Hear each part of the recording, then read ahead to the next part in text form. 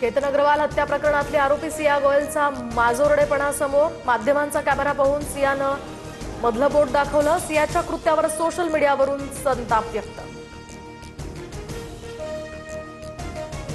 उद्धव ठाकरेंकडून रामरक्षा आंदोलनाची घोषणा. अब हिंदू माफ नहीं करेगा.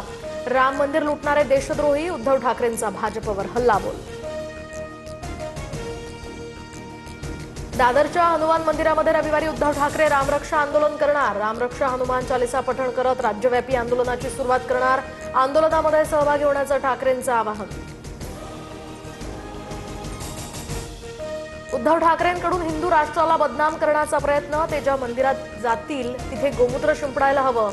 नितेश राणेंचा ठाकरेंवर प्रतिहल्ला. राम मंदिरातील दान चोरी दुर्दैवी. त्यानं राम भक्तांच्या भावना दुखावल्या गेल्या.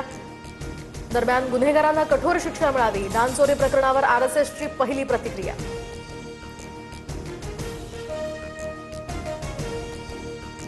500 मीटर परिसरामध्ये स्टिंग पेय आता विक्रीला बंदी असेल. अन्न आणि औषध प्रशासन मंत्री नरहरी झिरवाळ यांचे आदेश.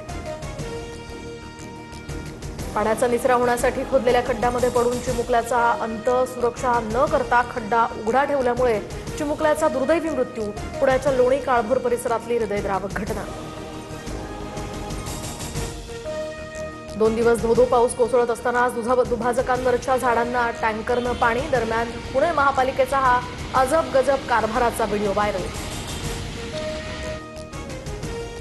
विरार अलिबाग कॉरिडॉरचा मार्ग मोकळा. डहाणूमधील 30 हेक्टर जमीन वन विभागाला मिळणार. मुख्यमंत्र्यांच्या सूचनेनंतर मंत्री चंद्रशेखर बावनकुळेंचा हा निर्णय. हिंगोलीमधील औंढा नागनाथ परिसरातील प्रसाद स्टॉलवर एफडीएचे छापे. पेढा विक्रीचे परवाने नसलेले स्टॉल सील.